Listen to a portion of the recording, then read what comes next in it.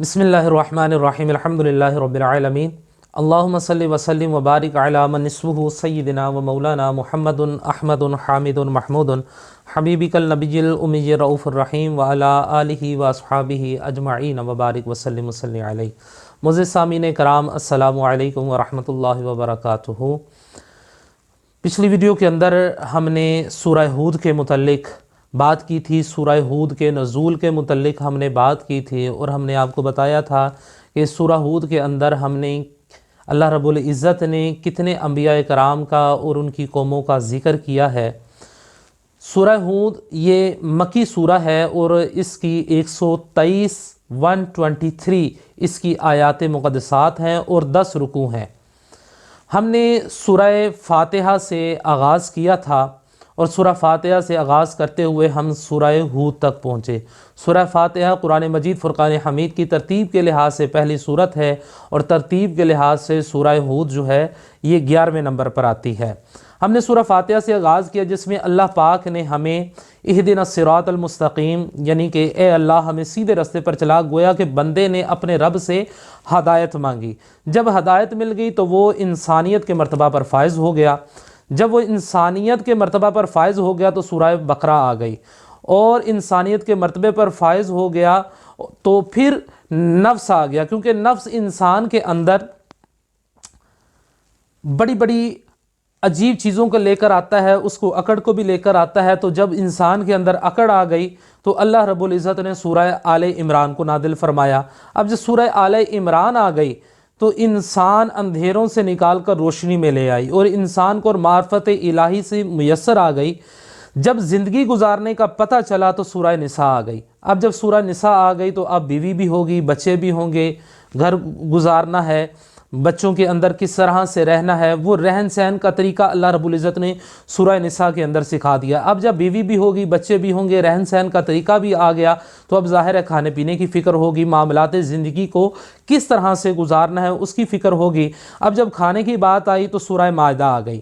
جب سورہ مائدہ آ گئی، اب فیملی بھی بن گئی، سارا کچھ ہو گیا، سورہ مائدہ آ گئی تو اب پتہ چل گیا کہ ہم نے کمانا کیا ہے، کھانا کس طرح سے ہے۔ جب کمانے اور کھانے کی باری آئی تو اس طرح کے معاملات آئے تو گویا اب بندے کو حلال اور حرام کے اندر تمیز کرنی ہے۔ تو جب حلال اور حرام کے اندر تمیز بندے کو آ گئی تو اللہ رب العزت نے سورہ انعام نازل فرما دی۔ جب سورہ انعام آ گئی تو پھر کیا ہوا کہ بندے کو پتہ چل گیا کہ ہم نے کون سے جانور ہمارے اوپر حلال ہیں اور کون سے جانور ہمارے اوپر حرام ہیں۔ جب حلال اور حرام کی تمیز ہم نے سیکھ لی تو پھر ظاہر ہے کہ جب ہم نے یہ سارا کچھ کر لیا، بیوی بچے بھی حاصل ہو گئے، کھانے پینے کی تمیز بھی آ گئی، تو اب لازم ہے کہ انسان جس نے یہ سارا کچھ دیا ہے اس کے راستے پر نکلے، تبلیغ بھی کرے، اس کا شکرانہ ادا کرے۔ جب شکرانے کی باری آئی تو اللہ رب العزت نے سورہ اعراف کو نازل فرما دیا۔ اب جب سورہ اعراف آ گئی تو اس کے بعد اب انسان جو ہے وہ تبلیغ پر نکلا۔ اب ظاہر ہے جب تبلیغ پر نکلے گا تو پھر ہر طرح کے لوگوں سے سامنا ہوگا۔ جب ہر طرح کے لوگوں سے سامنا ہوگا تو وہاں پر لڑائی جھگڑا بھی ہوگا اور طرح طرح کے لوگوں سے سامنا کرنا پڑے گا۔ تو جب اس طرح کی بات آئی تو اللہ رب العزت نے سورہ انعام عطا فرما دی۔ اس کے اندر اللہ رب العزت نے ہمیں لڑائی سے کس طرح سے کرنی ہے، کن لوگوں سے کرنی ہے، کن لوگوں سے دشمنی رکھنی ہے، اسلام کی خاطر رکھنی ہے، اس کا ضابطے اللہ رب العزت نے ہم کو سکھا دیے۔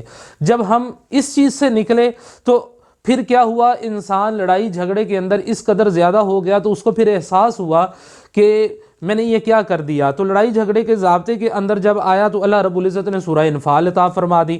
جب سورہ انفال سے ہم نکلے تو پھر انسان کو احساس ہوا کہ مجھ سے تو بہت بڑی بڑی غلطیاں ہو گئی ہیں، تو اللہ نے کہا فکر نہ کر اے بندے، میں تیرے ساتھ ہوں۔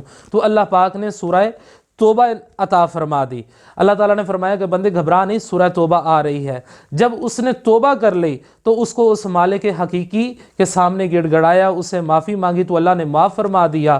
تو اب اس خالق حقیقی سے، مالک لم یزل سے، دو جہانوں کے مالک کے ساتھ اس کو پیار ہو گیا۔ جب پیار ہو گیا، انسیت پیدا ہو گئی تو اللہ رب العزت نے سورہ یونس عطا فرما دی۔ جب سورہ یونس آ گئی تو اب محبت کا تقاضا یہ ہے کہ جس کے ساتھ محبت ہوگی پھر وہاں پر دوہری محبت نہیں ہوگی، محبت ایک سے ہی ہوگی۔ ایک دل ایک ہے تو دل کے اندر محبت بھی ایک ہی ہوگی، اور وہاں پر کوئی دوسرے کی محبت جگہ نہیں لے سکتی ہے۔ تو پھر کیا ہوا، جب سورہ یونس آئی، محبت ہوئی، انسیت ہوئی، اب محبت کی باری آئی تو اللہ رب العزت نے اس کے ضابطے بھی سکھا دیے۔ پھر اللہ رب العزت نے سورہ ہود کو نازل فرما دیا۔ اب چونکہ سورہ ہود کے اندر شرک کے انداز اور اس کے احکامات بیان کیے گئے ہیں، تو یہ ساری کی ساری صورتیں ایک چین کے ساتھ چل رہی ہیں جو اللہ رب العزت نے ہم تک پہنچائی ہے۔ اب سورہ ہود میں اللہ پاک نے محبت کے انداز بھی سکھا دیے اور ان لوگوں کا بھی ذکر کیا جو اللہ پاک کے ساتھ بھی محبت رکھنے کا دعویٰ کرتے ہیں اور اس کے ساتھ ساتھ دوسرے لوگوں کے ساتھ بھی محبت رکھتے ہیں۔ تو اللہ پاک نے ان لوگوں کے بھی اس کے اندر نفی فرما دی کہ نہیں، محبت رکھنی ہے تو صرف ایک سے رکھنی ہے، یا مجھ سے محبت رکھ لو تو یا ان سے محبت رکھ لو۔ اگر مجھ سے محبت رکھو گے تو پھر تمہیں اس کا فائدہ ہوگا۔ وہ جس طرح سے وہ الفاظ بھی ہیں کہ اے بندے، ایک میری چاہت ہے اور ایک تیری چاہت ہے، اگر تو چاہے گا اس کو جو تیری چاہت ہے تو میں تھکا دوں گا تجھ کو اس میں جو تیری چاہت ہے، اور اگر تو چاہے گا اس کو جو میری چاہت ہے تو میں لوٹا دوں گا تجھ کو وہ جو تیری چاہت ہے، اور ہوگا وہی جو میری چاہت ہے۔ تو بندہ پہلے ہی اللہ رب العزت کی چاہت کو اپنا لے۔ تو جب اللہ رب العزت کی چاہت کو اپنا لیں گے تو پھر سارے معاملات درست ہو جائیں گے۔ اسی زمر میں ایک حدیث آتی ہے، ترمذی شریف کے اندر حدیث ہے جس کو ہم نے پیچھے بھی ذکر کیا تھا کہ حضرت ابوبکر صدیق رضی اللہ تعالیٰ عنہ نے نبی پاک صلی اللہ علیہ وسلم کی بارگاہ میں عرض کی، یا رسول اللہ صلی اللہ علیہ وسلم آپ بوڑھے ہو گئے ہیں، یعنی کہ آپ صلی اللہ علیہ وسلم کے کچھ بال سفید ہو گئے۔ تو حضرت ابوبکر صدیق نے عرض کی، یا رسول اللہ صلی اللہ علیہ وسلم آپ بوڑھے ہو گئے ہیں۔ تو آپ صلی اللہ علیہ وسلم نے ارشاد فرمایا کہ مجھے سورہ ہود نے بوڑھا کر دیا ہے، کہ اس میں اللہ رب العزت نے ان انبیاء کرام کہ حضرت شعیب علیہ السلام، حضرت لوط علیہ السلام، حضرت نوح علیہ السلام اور دیگر انبیاء کرام علیہ السلام کی قوموں کا ذکر کیا، ان انبیاء کرام کا ذکر کیا، ان قوموں کے اوپر جو عذاب نازل ہوئے ان کا ذکر کیا ہے۔ تو اسی سورہ مبارکہ کے اندر یاد رکھیں یہ وہ واحد سورہ مبارکہ ہے کہ جس کے اندر اللہ رب العزت نے 4 دعوے فرمائے ہیں، اور کسی صورت کے اندر اللہ رب العزت نے اتنے دعوے نہیں فرمائے۔ یہ واحد وہ صورت ہے جس کے اندر اللہ رب العزت نے 4 دعوے فرمائے ہیں۔ 2 دعوے توحید کے پیش کیے ہیں۔ پہلا دعویٰ توحید کا پیش کیا تو اس کے اوپر اللہ رب العزت نے 3 دلیلیں پیش کی، پھر دعویٰ توحید پیش کیا تو اس کے اوپر 2 دلیلیں پیش کی، پھر تیسرا دعویٰ رسالت کا بیان کیا کہ یہ نبی محمد صلی اللہ علیہ وآلہ وسلم میرے سچے نبی ہیں، ان پر ایمان لے آؤ، تو اس کے اوپر اللہ رب العزت نے 1 دلیل پیش کی۔ پھر دعویٰ قرآن کی صداقت کی باری آئی تو فرمایا کہ یہ قرآن اللہ کی سچی کتاب ہے، اس پر ایمان لے آؤ، تو اس پر بھی اللہ رب العزت نے 1 پیش کی۔ عام طور پر تقریباً جتنی بھی اللہ رب العزت نے صورتیں نازل فرمائی ہیں، ہر صورت کے اندر اللہ رب العزت نے 1 یا 2 دلیلیں پیش کی، 1 آدھ دعویٰ پیش کیا، مگر اس سورہ مبارک میں اللہ رب العزت نے کتنی دلیلیں پیش کی ہیں، کتنے ہی دعوے اللہ رب العزت نے فرما دیے ہیں، اور اللہ پاک نے 4 دعوے اور 7 دلیلیں اس سورہ مبارکہ کے اندر پیش کی ہیں۔ اس کے علاوہ مختلف مضامین جو ہیں وہ اس سورہ مبارکہ کے اندر پیش کیے گئے ہیں۔